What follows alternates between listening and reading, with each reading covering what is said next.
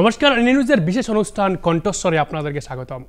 আজ আমাদের কণ্ঠস্বরে একজন বিশেষ ব্যক্তি এসেছেন, যিনি প্রাক্তন একজন বিজেপি কর্মী তথা 1992 সাল থেকে দেখা গিয়েছে বিধায়ক হয়ে আসছেন উনি, এবং বারবার 4বারের বিধায়ক হয়ে অসম বিধানসভায় এসেছেন এবং তথা বিজেপি দলের হয়ে অসম বিধানসভায় এসেছেন। যে সময় বিজেপি সরকার ছিল না অসমে, সেই সময় থেকে বারবার বিধায়ক হয়ে আসছেন এবং গতকাল উনাকে অসম থেকে রাজ্যসভায় পাঠানো হয়েছে এবং রাজ্যসভার ইতিমধ্যে উনি সাংসদ।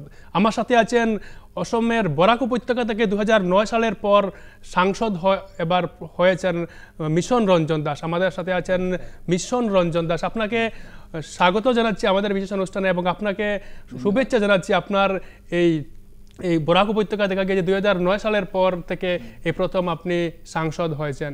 প্রথম কি অনুভূতি, যেহেতু আপনার বিষয়ে অনেক আজকের যে নবপ্রজন্ম আপনার বিষয়ে কিন্তু অনেকে জানে না, বা আপনি দেখা গিয়েছে বিগত 2000 যখন বিজেপি সরকার অসমে আসছে তারপর থেকে আপনাকে বিজেপির বিধায়ক আপনি হননি, তো আপনার যে পরিচয় কি বলবেন? আর আজকে আপনি সাংসদ হয়েছেন রাজ্যসভার, প্রথম কি প্রতিক্রিয়া আপনার? আমার প্রতিক্রিয়া খুব ইতিবাচক। যে এটা ঠিক যে আমি 1991-এ প্রথম এমএলএ হই উত্তর করিমগঞ্জ, 3 নং উত্তর করিমগঞ্জ থেকে। তারপরে 1996-এ আমি হেরে যাই। তারপরে যিনি আমাকে হারিয়েছিলেন সিরাজুল হক চৌধুরী 96-এ, তো তিনি মারা যান। তারপরে 2000 ইংরেজিতে বাই ইলেকশন হয়, উপনির্বাচন হয়। সেই উপনির্বাচনে আমি আবার জয়ী হয়ে যাই। ওনার ছেলের সঙ্গে আমার কন্টেস্ট হয়, তো 4,500 ভোটে এই বাই ইলেকশনে আমি জিতি। ওনার ছেলে এজিপি থেকে লড়েছিল আর আমি বিজেপি থেকে। তারপরে 2001-এ আমি জিতেছি আর 2006-এ। তারপর 11-এর পর থেকে আমি আর বিধায়ক নেই। যদিও আমি বিজেপি শক্তিশালী হিসাবে 2016 ইংরেজিতে লড়েছিল, সরকার হয়েছিল 2016 ইংরেজি নির্বাচনের পর সরকার হয়েছিল বিজেপি মিত্রজোটের, বিজেপি, এজিপি এবং বিপিএল মিলে। তো ওই সময় 2016-তে আমি বিধায়ক নির্বাচিত হতে পারিনি।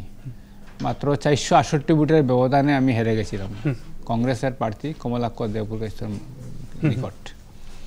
তো যাই হোক, এটা বিরাট একটা গ্যাপ হয়েছে। 2016-এর পর থেকে আমি আর এমএলএ আমি টিকিটও পাইনি। আর আমি গতিকে কিছু নূতন প্রজন্মের কিছু লোক আমাকে না চিনতে পারে, কিন্তু আমার নাম জানে, কারণ আমি অ্যাক্টিভ পলিটিক্সে আমি আছি।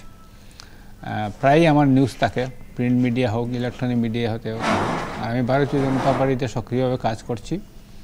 এই জন্য নাম হয়তো চেহারা না চিনতে পারে, সরাসরি কথা না হতে পারে, কিন্তু আমার নাম জানে, এই পরিচিতি আমার আছে এখন পর্যন্ত। আচ্ছা মিশন দা, আপনি তো 4বারের বিধায়ক ছিলেন, বা যখন বিজেপি সরকার নাই অসমে তখন আপনি বিধায়ক ছিলেন। কি কি প্রত্যাহ্বানের সম্মুখীন হয়েছিলেন তখন আপনি? ওই সময় তো দেখুন, কংগ্রেসের সরকার ছিল। প্রথম কংগ্রেসের সরকার 91-96 কংগ্রেসের সরকার। তারপরে 96-2001 পর্যন্ত এজিপি সরকার। প্রথম পেলাম হিতেশ্বর শইকীয়া মহোদয়কে মুখ্যমন্ত্রী। তারপরে পেলাম প্রফুল্ল কুমার মহন্তকে। প্রফুল্ল মহন্তকে আমি 1 ইয়ার এমএলএ হিসেবে পেয়েছি। তারপরে 2001 থেকে 2011 পর্যন্ত 2টা টার্মের তরুণ গগৈ মহোদয়কে আমি চিফ মিনিস্টার পেয়েছি। কিন্তু এটা ঠিক যে আমি আজকে কৃতজ্ঞতার সঙ্গে আমি স্বীকার করছি, হিতেশ্বর শইকীয়া মহোদয় অনেক কাজ আমি দাবি করেছি, ওনার কাছ থেকে আমি পেয়েছি।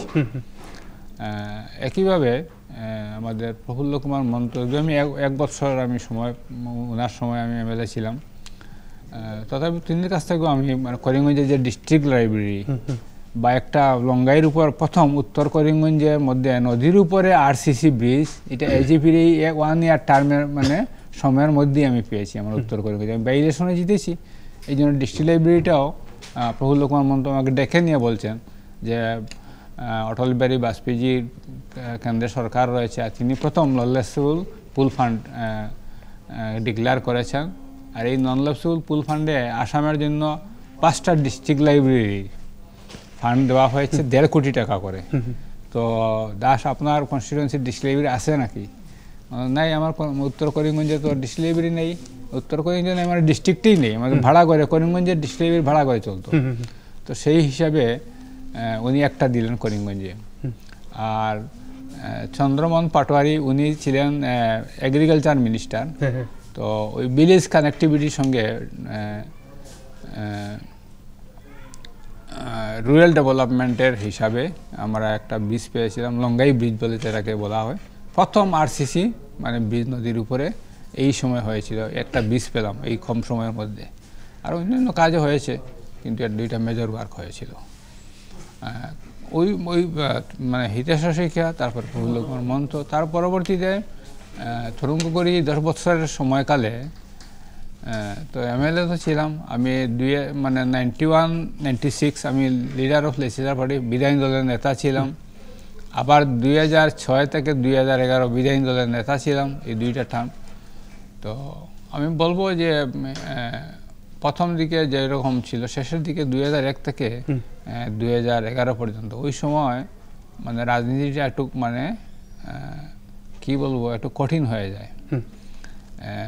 আমি অনেক সময় বলবো যে আমি অনেক সময় হিংসার শিকার হয়েছি, যে বিজেপির এমএলএ এখান থেকে বারবার জিতছে বা বিজেপিকে সাহায্য করবো না। বাকি আমি নাম বলবো না, অনেক দিনও হয়ে গেছে। অনেকেই আমি মানে মন্ত্রী পর্যায়ের ব্যক্তির এই যে অন্যায় অত্যাচারের শিকার আমি হয়েছি। তো যাই হোক, জনগণ আমার সঙ্গে ছিলেন বলে কোনো অসুবিধা হয়নি। আর আমিও অ্যাক্টিভ মানুষ ছিলাম। একজন সাহায্য না করলে কী হবে, অন্যজন সাহায্য আমাকে করেছে। সরকারি আধিকারিকরা আমাকে সাহায্য করতেন, আমার সিনসিয়ারিটি দেখে তারা সাহায্য করতেন। তো এটাই মোটামুটি বলবো যে আজকাল তো মানে সম্পূর্ণ মানে সমানভাবে প্রত্যেক কনস্টিটিউয়েন্সি জিনিসটা ফান্ড দেওয়া হয়, আগে এই রকম আমরা পাইনি। বিশেষ করে তরুণ গগৈ মহোদয়ের সময় এই বিষয়ে বৈষম্যের শিকার হয়েছি। বিশেষত আজকের যে বিজেপিতে পুরানো বিজেপিদেরকে সম্মান দেওয়া হয় না, বা পুরনো বিজেপিদেরকে এক প্রকার পাত্তা দেওয়া হয় না বলে চললে, এরকম অভিযোগ উঠে আসছে। সেই ক্ষেত্রে আপনি একজন পুরানো বিজেপি হিসাবে কি বলবেন? এখন দেখেন যে আমি 2016 নির্বাচনে জিততে পারিনি, কিন্তু 2017তেই আমাকে আসাম ইন্ডাস্ট্রিয়াল ডেভেলপমেন্ট কর্পোরেশনের চেয়ারম্যান করা হয়েছে। তখন সর্বানন্দ সোনোয়াল ডাঙ্গুরিয়ার গভর্নমেন্ট আমাকে করা হয়েছে। তারপরে আবার 2021-এ আবার আমাদের সরকার হলো, মুখ্যমন্ত্রী হলেন ডক্টর হিমন্ত বিশ্ব শর্মা মহোদয়। তিনি আমাকে আসাম ওই 2021-এর নভেম্বর মাসেই আসাম স্টেট ট্রান্সপোর্ট কর্পোরেশনের চেয়ারম্যান করলেন।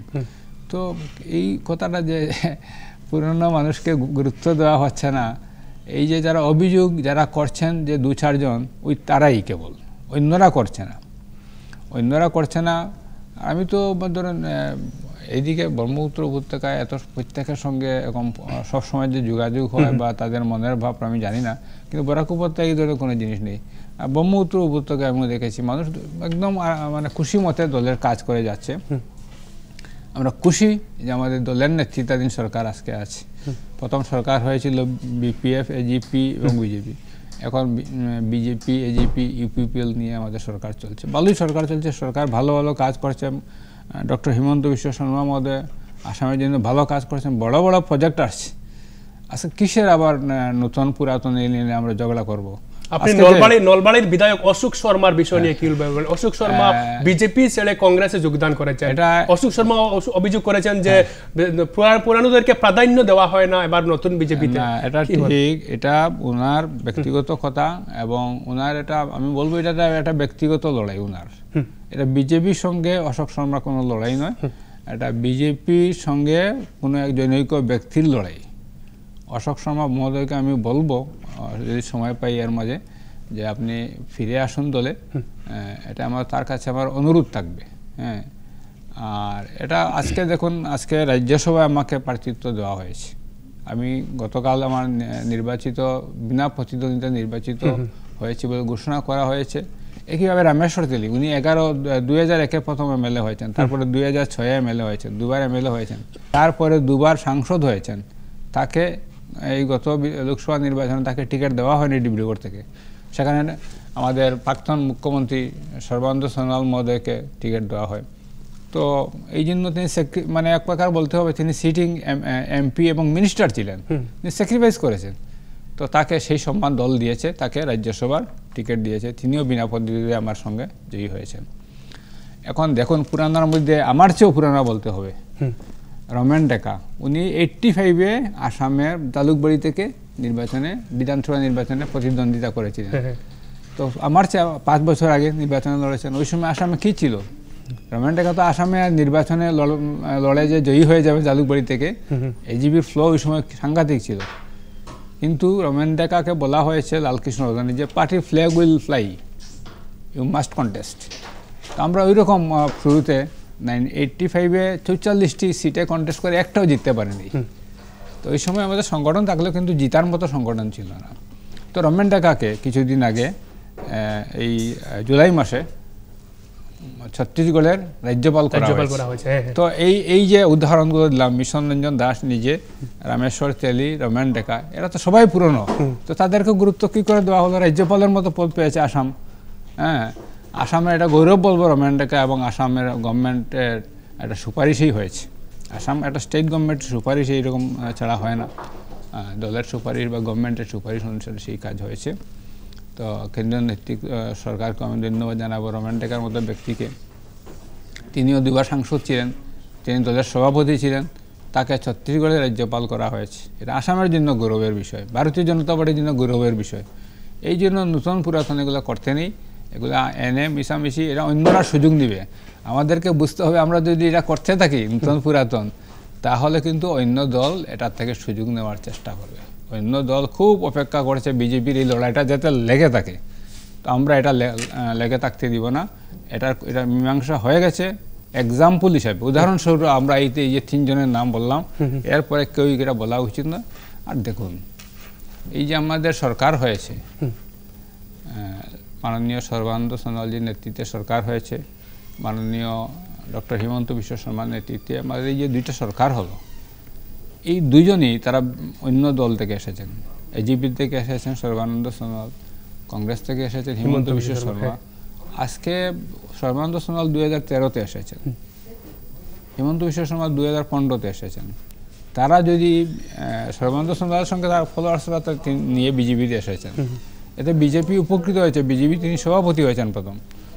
আজকে হিমন্ত বিশ্ব শর্মা তিনি যখন 2015-তে এসেছেন, তিনি আসার সঙ্গে সঙ্গে আরও 9 জন এমএলএ নিয়ে বিজেপিতে এসেছেন, যার ফলে ভারতীয় জনতা পার্টি শক্তিশালী হয়েছে, আমাদের বেজ এক্সপান্ড হয়েছে, আমাদের গণভিত্তি আরও বিস্তার লাভ করেছে সমস্ত আসামব্যাপী। সর্বানন্দ সোনোয়াল আশুর স্টেট প্রেসিডেন্ট তিনি ছিলেন। হিমন্ত বিশ্ব শর্মা কংগ্রেস সরকারের সময় একদম শক্তিশালী মন্ত্রী ছিলেন, যার জন্য 2016-তে আমরা সরকারে আসতে পেরেছি, তাও বিপিএফ এবং এজিপি নিয়ে এসেছি। তো যারা এই সমস্ত জিনিস বুঝে না, যে বিজেপি ওই সময় আমাদের 6 জন এমএলএ ছিল, আমরা কি সরকারে আসতে পারতাম? আর কোনো সম্ভাবনা ছিল না। এই জন্য এগুলা অহেতুক বিষয়টা এনে নিজস্ব যদি মতবিরোধ যেটা আছে অনুযুক্ত, তাকে এরা মীমাংসা করে নেওয়া ভালো। আমাদের সিনিয়র নেতা ভারতীয় জনতা পার্টির বিভিন্ন লেভেল আছে, আমার স্টেটের মধ্যে যদি আমার গ্রিভেন্সটা দূর না হয়, আমার অনুযোগটা যদি দূর না হয়, আমার কেন্দ্রীয় নেতৃত্ব আছে, আমি যাই বলছি এটাই একমাত্র সত্য, এটাই প্রাধান্য দিতে হবে এমন কোনো কথা নেই। তো আমার কেন্দ্রীয় নেতৃত্বও আছেন, তারাও দেখেন বিষয়গুলো। বিরোধী যে একটা অভিযোগ করে থাকে যে বিজেপিতে লবি রয়েছে, সর্বানন্দ সোনোয়ালের একটা লবি, হিমন্ত বিশ্ব শর্মার একটা লবি, সেই ক্ষেত্রে আপনি কি বলবেন? দেখুন আমি অন্তত দেখতে পাচ্ছি না বিরোধীদের মানে কি বলবো, মাইক্রোস্কোপটা একটু স্ট্রং নাকি, হ্যাঁ, তারা দূর থেকে দেখতে পায় নাকি বিজেপির মধ্যে লবি আছে? লবি টবি কিছু নেই, আমরা একই লবি, আমরা মাননীয় নরেন্দ্র মোদীজির মানুষ। আমরা আমাদের কেন্দ্রীয় নেতৃত্ব খুব ভালোভাবে রাজ্য পরিচালনা করেন, একদম খুঁটিনাটিগুলো তারা দেখেন। আমাদের এখানে যিনি আছেন আমাদের সর্বভারতীয় ক্ষেত্রেও বা রাজ্য স্তরেও এরকম আমাদের প্রভারীরা থাকে। আমাদের এখানে আছেন গোবিন্দ রাজু, তিনি অন্ধ্রপ্রদেশের মানুষ। এই সমস্ত খুঁটিনাটি বিষয়, অনুযোগ অভিযোগ এগুলো তিনি দেখেন। এই জন্য নিরপেক্ষ ব্যক্তি, ওনার অন্ধ্রপ্রদেশ থেকে এখানে এসেছেন, দল থেকে তাকে জেনারেল সেক্রেটারি অর্গানাইজেশন করা হয়েছে আসামের, তাকে এই জন্য দেওয়া হয়েছে যাতে তিনি নিরপেক্ষভাবে সব জিনিস দেখেন। তারপরে কোনো দল লবি এগুলো থাকতে পারেই না।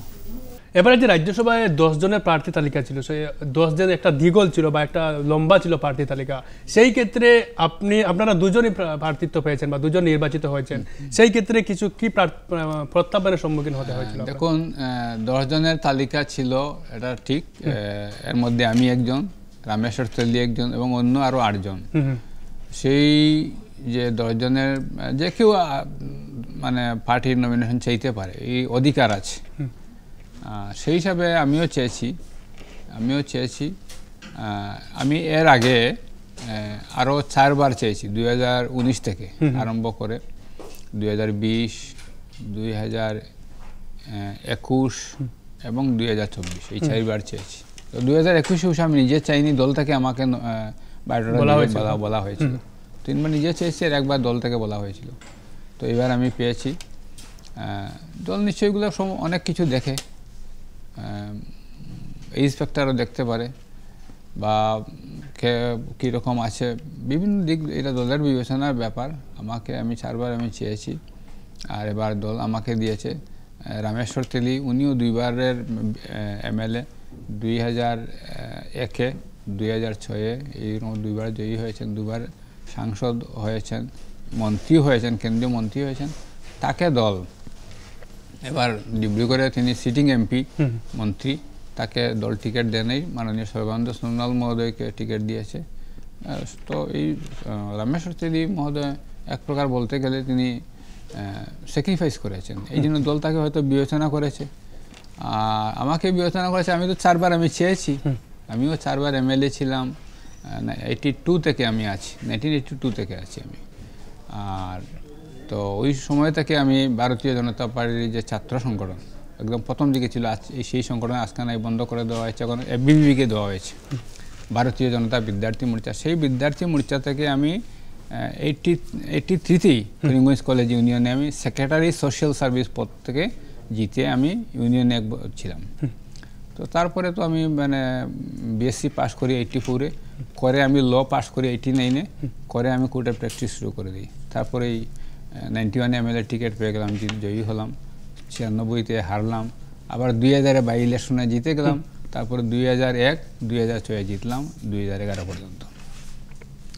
তো এই জন্য দল হয়তো এগুলো বিবেচনা করতে পারে যে আমি লং টাইম পার্টিতে আছি এবং সিনসিয়ারলি আছি, এটা তো এটা দল কি বিবেচনা করেছে। তো এই বিবেচনার জন্য আমাকে নমিনেশন দেওয়ার জন্য, এবং গতকালকে তো আমরা জয়ী হয়ে গেছি দুজনই বিনা প্রতিদ্বন্দ্বিতায়। এই জন্য আমি দলের যারা নেতৃবৃন্দ, বিশেষ করে আমাদের মাননীয় প্রধানমন্ত্রী নরেন্দ্র মোদীজি, আমাদের সর্বভারতীয় সভাপতি JP নাড্ডা, আমাদের home minister, central home minister Amit Shahji, আসামের মাননীয় মুখ্যমন্ত্রী ডক্টর হিমন্ত বিশ্ব শর্মা মহোদয়, আমাদের আসামের প্রাক্তন মুখ্যমন্ত্রী সর্বানন্দ সোনোয়াল মহোদয়, আমাদের স্টেট প্রেসিডেন্ট ভবেশ কলতা সহ সবাইকে আমি কৃতজ্ঞতা জানাই যে তারা আমার মনোনয়নপত্র বিবেচনা করেছেন এবং নমিনেশন দিয়ে আমাকে রাজ্যসভা সাংসদ বানিয়েছেন।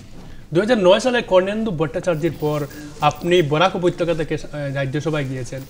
তো বরাক উপত্যকা দীর্ঘদিন পর বরাক উপত্যকা রাজ্যসভার একজন সাংসদ পেয়েছে। তো আপনার প্রথম কি একটা উপহার থাকবে বরাক উপত্যকাবাসীদের জন্য? প্রথম কি কাজ আপনি উপহার দিতে চান বরাক উপত্যকাবাসীদের? বরাক উপত্যকাবাসীর জন্য প্রথম কাজ হবে যে শিলচর সৌরাষ্ট্র মহাসড়ক, যে মহাসড়কে, এটা অটল বিহারী বাজপেয়ীর ড্রিম রোড, এটা শিলচরের নাম এটার সঙ্গে যুক্ত হয়েছে। শিলচর থেকে সৌরাষ্ট্র পর্যন্ত, গুজরাটের সৌরাষ্ট্র পর্যন্ত এই মহাসড়ক প্রথম 4 লেন রোড, ভারতবর্ষে বাজপেয়ী শুরু করেন। এবং এটা শিলচরের নাম হয়েছে কবীন্দ্র পুরকাইস্ত মহোদয়ের জন্য। তিনি কেন্দ্রীয় মন্ত্রী ছিলেন এবং অটল বিহারী বাজপেয়ীর ঘনিষ্ঠ ব্যক্তি ছিলেন। তো বাজপেয়ীর কাছে সেই প্রস্তাব রাখার সঙ্গে সঙ্গে এটা মঞ্জুর হয়।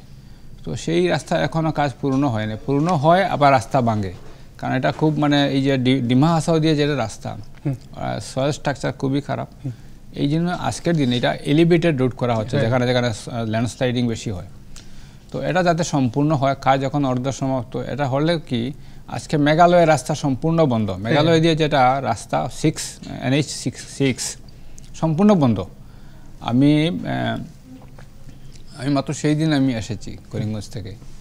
তো 24 তারিখ আমি এসেছি, 25 তারিখ আমি এসেছি। 25 তারিখ তো আমি আসলাম ডিমা আসা হয়ে, দেখলাম যে সমস্ত ট্রাক, বাস, যত প্রকারের গাড়ি আছে যে সব এদিকে কেন, আগে তো এরকম ছিল না। বললো যে সম্পূর্ণ মেঘালয়ের রাস্তা বন্ধ। গতিকে ডিমা আসার রাস্তাটা তো যেখানে মহাসড়ক হয় না, এখানে তো আগে পুরোনো সিঙ্গল ওয়ে রোড, তো সমস্ত রোড জাম, জায়গায় জায়গায় জাম হয়ে গেছে। তো এটা যাতে মানে রেগুলার একটা রাস্তা হয়, এই জন্য আমি প্রথম চেষ্টা করব। স্বাধীনতার পর থেকে যদি বলি আমি, বরাক উপত্যকা থেকে 15 জন বিধায়ক হোক বা এখন 13 জন হয়েছেন, 2টা সমষ্টি কাটা হয়েছে, বা 2 জন সাংসদ বরাক উপত্যকা থেকে যান প্রতি 5 বছর পর পর, কিন্তু বরাক উপত্যকা রাস্তার যে দুর্যোগ পোহাতে হয়, সেই দুর্যোগের কিন্তু কোনো কেউ কথা বলতে দেখিনি, বা এই বিষয় নিয়ে অসম বিধানসভায় হোক বা দিল্লিতে হোক কেউ কিন্তু কথা বলতে দেখেনি। কিন্তু ইতিমধ্যে আপনি বলছেন যে সেই বিষয় নিয়ে আপনি উত্থাপন করবেন, আপনার প্রথম কাজ এটা হবে। সেই বিষয়ে আপনি যে বরাক উপত্যকার যা বিধায়ক রয়েছেন, সেই বিষয়ে ওনাদের কোনো তো এই বিষয়ে নিয়ে সরব দেখা যায় না, বা বিধানসভায় প্রশ্ন উত্থাপন করা পরিলক্ষিত হয়নি বিগত দিনে আমরা দেখেছি। বা বরাক উপত্যকার 2 জন সাংসদ, আমরা যদি বলি পরিমল শুক্লবৈদ্য, উনি প্রথম যদি ওনার স্পিচে উনি এই কথা বলেছিলেন, তো আপনারও সেই একই কথা। আপনারা 2 জন সাংসদ মিলে এই যে দুর্যোগ রয়েছে বা বরাক উপত্যকা যে মহাসড়কের যে সমস্যা, দীর্ঘদিন থেকে অটল বিহারী বাজপেয়ীর একটা স্বপ্নের ছিল সৌরাষ্ট্র মহাসড়ক, সেই সৌরাষ্ট্র মহাসড়ক কি এবার নির্মাণ হবে? এটা আমি পরিমল শুক্লবৈদ্য মহোদয়কে আমি ধন্যবাদ জানাই। তিনি ডিসকাশনে পার্টিসিপেট করে এই বিষয়টা খুব সুন্দরভাবে উত্থাপন করেছেন, তাকে ধন্যবাদ জানাই। আমিও চেষ্টা করব। এখন তো পার্লামেন্ট সেশন আমি পাবো না, আর নভেম্বরের সেশন পাবো, আর বাজেট সেশন পাবো, এই 2টা সেশন পাবো। কিন্তু আমি এর আগেই কেন্দ্রীয় সড়ক পরিবহন মন্ত্রী নীতিন গাডকারির সঙ্গে সাক্ষাৎ করে আমি লিখিত মেমোরেন্ডাম দিব, পজিশনটা জানাবো, সরজমিনে কি চলছে, কি অবস্থায় আছে, আর আমরা কি দুর্যোগ পোহাতে হচ্ছে আমাদেরকে। রেল ট্রেন চলছে, কিন্তু ওটাও আমরা জানি বর্ষার সময় মাঝে মাঝে ট্রেন বন্ধ হয়ে যায়। তো এই সড়ক মানে যোগাযোগ ব্যবস্থাটা যাতে ভালো হয়, এই কথাটা প্রথম আমি প্রায়োরিটি দিব। আপনার এই কথা আমাদের নজরে থাকবে এবং আমরা দেখব বিগত দিনে আপনি এই বিষয়ে নিয়ে কি প্রশ্ন উত্থাপন করে থাকেন। মিশনদা, যেহেতু অটল বিহারী বাজপেয়ীর সময় আপনি বিধায়ক ছিলেন, তো অটল বিহারী বাজপেয়ী প্রধানমন্ত্রী এবং আজকের প্রধানমন্ত্রী নরেন্দ্র মোদী, দুজনের মধ্যে কি পার্থক্য আপনি দেখেন? দেখেন, ওই সময় আজকে নরেন্দ্র মোদীজি যেরকম ভারতকে বিশ্বের মধ্যে একটা শ্রেষ্ঠ মানে দেশ হিসাবে তুলে ধরার জন্য চেষ্টা করছেন বা সফল হয়েছেন, ওই সময় বা আমাদের মানে অ্যাকচুয়ালি বিজেপির মোদিজির 2টা গভর্নমেন্ট মানে বিজেপির নিজস্ব মেজরিটিতে সরকার ছিল। আজকে এই তৃতীয়বারের সরকারটা সেই রকম না, সরকার চলছে, আমাদের সাপোর্টিং পার্টি আমাদের সঙ্গে আছে, বিজেপির নিজস্ব 352 যেটা লাগে সেটা নেই। তো এই অবস্থায় আমাদের সরকার 252 যেটা লাগে সেটা আমাদের নেই। সেই জন্য আমাদের একটু অসুবিধা হতে পারে, নাও হতে পারে। তো অটল বিহারী বাজপেয়ী আর বাজপেয়ীজি যদিও আমাদের ওই সময় এমপি সংখ্যার কত থাকতো 150, 160, 170 এরকম, কিন্তু বাজপেয়ীজি সব তার একটা ম্যাগনেটিক পাওয়ার বলতে হবে, যে সমস্ত বিরোধী তার সঙ্গে তিনি 17-18 দলকে নিয়ে সরকার চালিয়েছেন এবং ভালো কাজ করেছেন। আজকে সবাই যখন মূল্যায়ন করে তখন বলে বাজপেয়ীজি খুব ভালো লোক ছিলেন, উনি সকলকে নিয়ে, যদিও তার বিজেপির নিজস্ব সাংসদ সংখ্যা কম, কিন্তু তথাপিও তিনি সবাইকে নিয়ে একটা সরকার চালিয়েছিলেন। কিন্তু নরেন্দ্র মোদীজি একটা সাহসের সঙ্গে কাজ করছেন, কারণ বিজেপি পরপর 2014 এবং 2019 সরকার বিজেপির নিজস্ব সাংসদ সংখ্যা 300-এর উপর, 303, তারপর 333, সেই সংখ্যা ছিল। গতিকে খুব মানে বোল্ডলি কাজ করেছেন এবং তিনি সাহায্য পাচ্ছেন। তো গতিকে তিনি আজকে ধরেন G20-র মতো সামিট আমাদের ইন্ডিয়াতে করতে পেরেছেন। আজকে ভারত মণ্ডপম এটা এত বড় একটা বৃহৎ মাপের একটা হল তৈরি করা, আরও অনেক করেছেন। তো এরকম একটা সুযোগ তিনি পেয়েছেন কনস্ট্যান্ট 3টা সরকার তিনি পেয়ে যাচ্ছেন। বাজপেয়ী সেটা পান নাই। দেখেন মাত্র 13 দিনের সরকার হয় প্রথম 96-এ, তারপরে 98-এ পান মাত্র 13 মাস, তারপরে 99-এ গিয়ে 5 বছরের সরকার পান আপ টু 2004 পর্যন্ত। তো বাজপেয়ীর সরকার আমি পেয়েছি এই 99 থেকে 2004 পর্যন্ত, ওই সময় আমি পেয়েছি যে আমি 2000-এ বাই ইলেকশনে জিতে গেছি, তারপর 2001-এ MLA হয়েছি। তো তাকে এই সময়ে দেখেন একদিনে অটল বিহারী বাজপেয়ী নর্থ ইস্টার্ন রিজনে 8টা ইন্টারন্যাশনাল ট্রেড সেন্টার তিনি মঞ্জুর করেন। তো এর মধ্যে আমাদের Karimganj Sutarkandi international trade centre Atal Bihari Vajpayee দিয়েছেন। শিলংয়ে এসে একদিনে 8টা, নর্থ ইস্টের মধ্যে আসামে 2টা, মানকাছার এবং সুতারকান্দি, এই 2টা ইন্টারন্যাশনাল ট্রেড সেন্টার তিনি মঞ্জুর করেন। এইভাবে মণিপুরে আছে, মিজোরামে আছে ইন্টারন্যাশনাল ট্রেড সেন্টার বাজপেয়ী দিয়েছেন। তো বাজপেয়ী একজন মিশনারি মানুষ ছিলেন। আমাদের এই নর্থ ইস্টে যদি উন্নতি করতে হয় অন্যান্য পার্শ্ববর্তী দেশের সঙ্গে ট্রেডটা বাড়াতে লাগবে, যাতে আমাদের এই অঞ্চলের মানুষের উৎপাদিত সামগ্রী তারা এক্সপোর্ট করতে পারে, প্রয়োজনীয় জিনিস ইম্পোর্ট করতে পারে, এবং এই অঞ্চল যাতে ব্যবসা বাণিজ্য আবার ভালো হয়, মানুষ যাতে কাজের সুযোগ পায়, রোজগারের সুযোগ পায়, এই চিন্তা অটল বিহারী বাজপেয়ী করেছিলেন এই পুরা নর্থ ইস্টকে। দেখুন বাজপেয়ী নর্থ ইস্টে কীরকম প্রায়োরিটি দিয়েছিলেন। আমি আগে বলেছি যে তিনি প্রথম নলেজেবল পুল ফান্ড তিনি করেছিলেন, যে ফান্ডটা ল্যাপস হবে না। আমি কেন্দ্রীয় সরকার যদি আজকে আসামের জন্য 100 টাকা দিয়েছে, আগে এক সময় কী ছিল যে তোমাকে দিলাম 100 টাকা, কিন্তু তুমি সময় মতো খরচ করতে পারো নাই, তোমার 100 টাকা শেষ, ফিনান্সিয়াল ইয়ার গেল তো তোমার 100 টাকা শেষ, ল্যাপস হয়ে গেল। বাজপেয়ী বলতেন এটা হবে না, আর এটা ঠকানো হয়, নর্থ ইস্টের মানুষকে ঠকানো হয়, তাদের ইনফ্রাস্ট্রাকচার নাই বলে তাদেরকে এইভাবে ঠকানো, এটা হবে না। নন ল্যাপসেবল পুল ফান্ড করে দিলেন, যে তোমার ফান্ড 1 বছর 2 বছর যদি ল্যাপস মানে চলেও যায় তথাপি তোমার ফান্ড ঠিক থাকবে, তুমি 2-3 বছরের ফান্ড একসঙ্গে মিলিয়ে বড় কাজ করতে পারো। আর এটা করলেন যে কেন্দ্রীয় বাজেটের শতকরা 10% নর্থ ইস্টেরই আমাদের 8টি রাজ্যে খরচ হবে। এটা বিরাট, যখন পপুলেশন দেখবেন এটা ইন্ডিয়ার অত 6-7% হবে, কিন্তু বাজপেয়ী আমাদেরকে দিয়েছেন 10% ফান্ড, কেন্দ্রীয় বাজেটের 10%। কেন?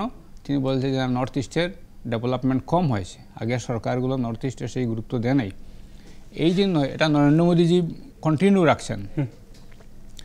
তারপরে ফান্ডে এইরকম 10%, 90-10, কেন্দ্রীয় সরকার 90 টাকা দেয়, আমরা 10 টাকা দিই আসাম, এরকম অনেকটা ইন্ডাস্ট্রিয়াল ডেভেলপমেন্ট আমি AIDCর চেয়ারম্যান থাকতে আমি দেখেছি, যেমন কোনো একটা ইন্ডাস্ট্রিয়াল পার্কের জন্য ফান্ড কেন্দ্রীয় সরকার আমরা চেয়েছি MSMEর আন্ডারে, তো কেন্দ্রীয় সরকার বলছে তোমাদেরকে 10% দিতে হবে, তো আমরা সেই আসাম সরকার সেই 10% টাকা দিয়ে 90% আমরা গ্রান্ট হিসাবে পেতাম। এরকম করে বাজপেয়ীর সময় থেকে এটা চলে আসছে, যার ফলে আসামে ডেভেলপমেন্ট হচ্ছে। আপনি AIDCর চেয়ারম্যান ছিলেন, তো ইন্ডাস্ট্রিয়াল বিভাগের চেয়ারম্যান থাকা সত্ত্বেও বরাক উপত্যকার 2টি শিল্প প্রতিষ্ঠান যদি বলি, কাঁচার পেপার মিল, তারপর আরও একটা চিনির উদ্যোগ ছিল, সেটা একবারে ধ্বংস হয়ে গেছে, সেই বিষয়ে আপনি কি উদ্যোগ নিয়েছেন? ওগুলা নষ্ট হয়েছে আমি AIDC চেয়ারম্যান হওয়ার অনেক আগে। তো আমার উদ্যোগ হলো যে আমি চাইছি কাঁচার সুগার মিল যেটা, সেই জায়গায় একটা ইন্ডাস্ট্রিয়াল পার্ক করার জন্য, এটা অনেকটা এগিয়ে গেছে। আর আসি আমার নিজের কনস্টিটিউয়েন্সিতে, আর পেপার মিলে এখানে আমরা এক সময় ছিল এখানে একটা এয়ারপোর্ট করার জন্য, আর একটা পার্টে ইন্ডাস্ট্রিয়াল পার্ক করার জন্য। তো দেখা যাক আসাম গভর্নমেন্ট কি মানে পদক্ষেপ নেন। এখন আসি আমার পেপার মিলের ক্ষেত্রে যদি আমি বলি, পেপার মিল প্রধানমন্ত্রী নরেন্দ্র মোদী 2016-এর ইলেকশনের আগে উনি বলেছিলেন, 5 গ্রামে এসে বলেছিলেন যে 14-এর আগে বলেছিলেন যে বিজেপি সরকার হলে পুনরুদ্ধার করা হবে পেপার মিল, তারপর থেকে আর কোনো ইয়ে নাই। দেখেন আজকের দিনে যে পেপার মিল প্রাইভেট সেক্টরে চলে গেছে, সরকারিভাবে পেপার মিল চালিয়ে লাভ হবে না। আর আমরা তো আমাদের সামনে উদাহরণ জাগির রোড হোক আর 5 গ্রাম হোক, জাগির রোডে একটা বিরাট লাভ হয়ে গেছে, এখানে টাটা গ্রুপ থেকে এখানে সেমিকন্ডাক্টর ইন্ডাস্ট্রি করা হচ্ছে, বৃহৎ মাপের টাকা এসেছে, আর এখানে কয়েক হাজার মানুষের চাকরি পাবে। আমরা চাইছি যে 5 গ্রাম পেপার মিল এই ধরনের একটা প্রজেক্ট যদি কেন্দ্রীয় সরকারে করে, হঠাৎ করে আমরা শুনতেও পাবো কিন্তু আমাদের মুখ্যমন্ত্রী মহোদয়, ডক্টর হিমন্ত বিশ্ব শর্মা মহোদয় এবং প্রাইম মিনিস্টারের মধ্যে প্রায় এটা আলোচনা হয় কী করা যায় এখানে। তো দ্বিতীয়, আমার নির্বাচন চক্রে আমি আইডিসি চেয়ারম্যান থাকতে প্রায় 52 বিঘা জমি আমি নিয়েছিলাম। তো সেখানে 32 বিঘার উপরে একটা ইন্ডাস্ট্রিয়াল পার্ক হয়ে যাবে, টেন্ডার হয়ে গেছে, ফান্ডও এসে গেছে, এটা হবে কেন্দ্রীয় সরকার রাজ্য সরকার মিলে এটা হবে। আর 19 বিঘা থেকে একটা জায়গা রয়েছে, ওখান থেকে 10 বিঘা সায়েন্স অ্যান্ড টেকনোলজি পার্কের জন্য দিয়ে দিয়েছি, 2 বিঘা এটা কলেজকে দিয়েছি, বাকি জায়গা আমাদের রয়েছে। পাতারকান্দিতে আমি 165 বিঘা জমি নিয়েছিলাম রাজ্য সরকার থেকে, এখানে মেগা ফুড পার্কের জন্য। তো এটা এখন তো মেগা ফুড পার্কে এখন পাতারকান্দিটা হবে, কেন্দ্রীয় সরকার মানে প্লেন এস্টিমেট চেয়েছে, গেছে কোনো না কোনো ইন্ডাস্ট্রি সেখানে হবে। 165 বিঘা জমি। তো মোটামুটি আমার সময়ের কাজগুলো কিন্তু এখন শুরু হওয়ার পথে এসে গেছে। মিশনদা, দেখা গেছে করিমগঞ্জ লোকসভা আসনে আপনি টিকিটেরও দাবিদার ছিলেন, কিন্তু দল কেন আপনাকে টিকিট দিল না এই লোকসভা আসনে, এবং স্বল্পকালীন মাত্র 10 মাসের এই রাজ্যসভাতে আপনাকে দল মনোনীত করলো, কি বলবেন এই বিষয় নিয়ে? দেখুন, এটা হয়তো দল আমাকে, এটা তো এসসি রিজার্ভ সিট ছিল করিমগঞ্জ, ডিলিমিটেশনের ফলে এটা রিজার্ভ হয়েছে, জেনারেল হয়েছে। হয়তো এই বিবেচনায় আমাকে একটু হিন্টস দেওয়া হয়েছিল, যে মানে একটু কাজ করে যান। তো সেই হিসাবে কাজ করেছি, তো কোনো অসুবিধা নেই। জেনারেল সিটে এসসি ক্যান্ডিডেট দেওয়া যায় না এরকম না। কিপারাত মাল্লা, তিনি করিমগঞ্জ পার্লামেন্টারি কনস্টিটিউয়েন্সির মধ্যে রাতাবাড়িতে তিনি এমএলএ হয়েছেন, ডেপুটি স্পিকার হয়েছেন, সাংসদ হয়েছেন, তাকে আবার মনোনয়ন দিয়েছে। এতে আমার কোনো আক্ষেপ নেই, কোনো দুঃখ নেই। এবং ইলেকশনে আমি বলবো যে আমি একদম, তিনি নিজেও জানেন, দেখেছেন যে আমি খুব ভালোভাবে কাজ করেছি, কারণ সিটটা আমাদের জয়ী হওয়াটাই বড় কথা। আর বাকি এই যে রাজ্যসভাতে, কারণ যখন এটা তো আমি জেনেই অ্যাপ্লাই করেছি যে এটা উপনির্বাচনে সময় বড় কম, 10 মাস সময়। আর রামেশ্বর তেলিজির এটাতে বোধ হবে 1 বছর 6 মাস এইরকম। তো এইরকমই, কোনো অসুবিধা নেই। দল যদি দিতে চায় তো দিতে পারে, আবার আমার কোনো অসুবিধা নেই। করিমগঞ্জ লোকসভার সমষ্টির কথা যদি বলি, করিমগঞ্জ লোকসভা সমষ্টি জেতার কোনো বিজেপির অঙ্কেই ছিল না, এক প্রকার মাইনরিটি বুক অনেক বেশি ছিল। সেই ক্ষেত্রে আবার আপনারা কৃপানাথ মালাকে জয়ী করতে কি কি প্রত্যাহ্বানের সম্মুখীন হয়েছিলেন, বা কিভাবে আপনাদের সেই স্ট্র্যাটেজিটা ছিল? স্ট্র্যাটেজি, মাননীয় মুখ্যমন্ত্রী মহোদয় খুব গুরুত্বপূর্ণ ভূমিকা পালন করেছিলেন। তিনি 5 বার করিমগঞ্জে গেছেন, মানে করিমগঞ্জ লোকসভা কেন্দ্রে, তার মধ্যে করিমগঞ্জেই 4 বার, করিমগঞ্জ জেলায় 4 বার। তো বাকি আমরাও কাজ করেছি। যখন করিমগঞ্জ লোকসভা কেন্দ্র প্রায় 2 লাখের উপরে ধর্মীয় সংখ্যালঘু, আর পরিষ্কার বলতে গেলে মুসলিম মানুষ বেশি। তো এটা ভারতীয় জনতা পার্টির জন্য খুব মানে ইজি সিট ছিল না, স্বাভাবিক সিট ছিল না। আর কংগ্রেসের যিনি প্রার্থী ছিলেন তিনিও মোটামুটি নামি দামি ক্যান্ডিডেট ছিলেন। কিন্তু আমরা আশ্বস্ত করেছি বিভিন্ন কমিউনিটিকে যে আপনারা, বিজেপি সরকার দিল্লিতে আসছে, আমরা যাকে প্রার্থী করেছে তিনিও সাংসদ ছিলেন, তো তার সঙ্গে মাইনরিটি মানুষদের একটা সম্পর্ক ভালো। আশ্বস্ত করেছি যে বিজেপি সরকার হলে আপনারা অন্যায়ের শিকার হবেন না, আপনারা ন্যায্য দাবি পাবেন, ন্যায্য কাজ হবে। এই জন্য আপনারা ভোট বিজেপিকে দেন। দেখেন, কংগ্রেস সরকার করবে না, এটা তারা বলছে না, কংগ্রেস সরকার করতে পারবে না। তো সরকার যদি করতে না পারে, তাহলে একজন যে সরকার যে দলের হবে সেই দলের সাংসদকে আপনারা জিতেন। এবং মানুষ এটা এই ভরসায় ভোট দিয়েছেন, এবং আমরা 18,000 ভোটে জিতেছি। বরাক উপত্যকাবাসীদের দীর্ঘদিনের একটা দাবি ছিল ভাষা শহীদ স্টেশন, কেননা সেই স্টেশনে কিন্তু বাংলা ভাষার জন্য শহীদ হয়েছিলেন অনেকেই। সেই ভাষা শহীদ স্টেশন কিন্তু বিজেপি সরকার এখন অবধি ডিক্লেয়ার করেনি। সেই বিষয়ে আপনি কি বলেন? এখন বরাক উপত্যকা বঙ্গ সাহিত্য সংস্কৃতি সম্মেলনের সঙ্গে আমি জড়িত আছি, সংগঠনের আমি সদস্য আছি, সেন্ট্রাল কমিটির আমি মেম্বার আছি। আর এই যে ভাষা শহীদ স্টেশন, তো শিলচর রেল স্টেশন তো ভাষা শহীদ, একবার ভাষার জন্য আন্দোলন করতে গিয়ে শহীদ হয়েছিল, কিন্তু সরকারের কোনো অসুবিধা আছে বলেই তারা এটা দিতে, ভাষা শহীদ হিসেবে দিতেছে না। কিন্তু শ্রদ্ধা তো আছে। আমাদের সর্বানন্দ সোনোয়াল মহোদয়, তিনি যখন কনকগঞ্জে গেছেন, তিনি শহীদ বেদিতে মালা দিয়েছে, বলে এখান থেকে আমার কাজ শুরু হবে। এই জন্য এটা কোনো বড় ব্যাপার না। সরকারের যদি কোনো কেন্দ্রীয় সরকার বা রাজ্য সরকারের এটা কে যদি ভাষা শহীদ রেল স্টেশন দিতে মানে আপত্তি থাকে তো থাকতে পারে। এই জন্য তো আমরা পিড়াপিড়ি করার কি আছে, এটা নাম দিলেও কি না দিলেও কি। ভাষা যারা শহীদ যারা আছে তাদের আমরা শ্রদ্ধায় স্মরণ করি, প্রত্যেক বছর 19শে মে আসলে আমরা এটা করি। এই জন্য তো যারা দাবি করছেন তারা করতে পারেন, হয়তো তাদের দাবি পুরো হতে পারে, নাও হতে পারে। এই জন্য আমার বলার কিছু নেই। এই জন্য যে আমরা শহীদদের এটা ভাষা শহীদ স্টেশন না হলে যে আমাদের শহীদদের আমরা ভুলে যাবো এরকম কোনো কারণ নেই। সেখানেও বেদি আছে, করিমগঞ্জেও বেদি আছে।